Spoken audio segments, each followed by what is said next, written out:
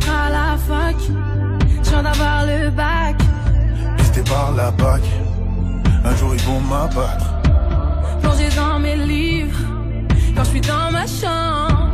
Je passe de ville en ville. Bonsoir et bienvenue sur Malimo, votre plateforme d'actualité malienne et de promotion d'événements. On a l'occasion d'accueillir aujourd'hui sur notre plateau mademoiselle Aya Nakamura, une chanteuse malino-française. Alors bonsoir mademoiselle Aya Nakamura. Salut, ça va?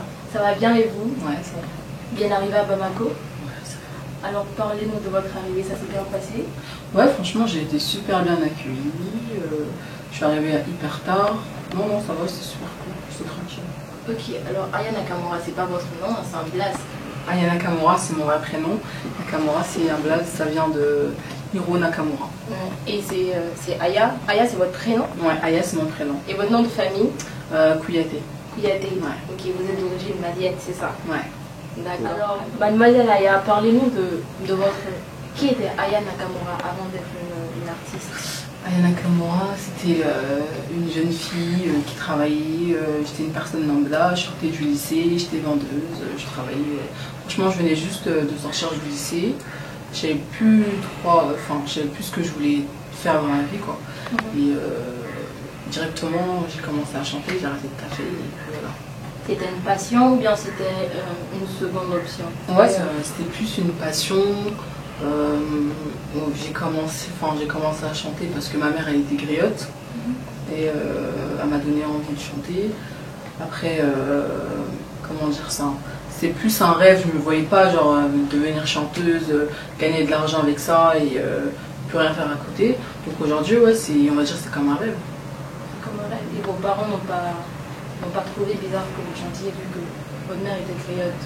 Donc il n'y a pas eu de problème en fait? Non, il n'y a vraiment pas eu de problème. Racontez-moi votre parcours musical. On a vu que vous avez fait beaucoup de feats avec des artistes comme Fally Ipupa, Abou de Bang. Et votre succès, on le doit surtout à un single Love No Bayou avec la Baby. Ouais, c'est mon premier feat, c'était Baby, ça passe vite, hein, ça fait 1 an, 2 ans. Ouais. J'ai commencé avec quelques sons sur internet, 2 sons sur internet, J'ai mal et Brisé, qui avaient pas mal marché. En France, sur Paris, et après directement j'ai fait le feat avec la Baby, puis on a enchaîné. Là je suis en mon album le 25 août, ça passe super vite. Et parlez-nous de votre album qui s'intitule, mon album qui sort le 25 août, qui s'intitule Journal intime. Il y a 19 titres dedans. Je suis tellement, j'ai préparé pendant 1 an, je suis tellement pressée de le faire découvrir à mon public en fait, tu vois. Il y a de tout, il y a du R&B, il y a de la pop, il y a plusieurs featuring dedans, il y a MHD, il y a Dadju, il y a... il y en a plein. Non, il y en a plein. Franchement, j'aime bien. Je suis fière de cet album. Ok, et parlons donc de vos singles. Le dernier, je pense, qui est Oumou Sangaré. Ouais. Pourquoi Oumou Sangaré? Oumou Sangaré, c'est une grande dame. Ouais, c'est une grande dame. Vous le faites hommage ou bien c'est juste... En fait, Oumou Sangaré, parce qu'en fait, c'est un hommage, parce qu'en fait, je me dis, mais elle a vécu beaucoup de choses, elle a traversé beaucoup d'épreuves. Et je me dis, moi, durant cette année, j'ai traversé des épreuves, en fait, que certaines personnes ne peuvent même pas imaginer, en fait, tu vois. Mais ça, c'est pas tout le monde qui peut le savoir. Et quand tu sais ce qu'elle a vécu, tu te dis, ah ouais, mais en fait, c'est une grande dame. Et tu dis que c'est une très grande chanteuse. Pour moi, c'est un exemple, en fait.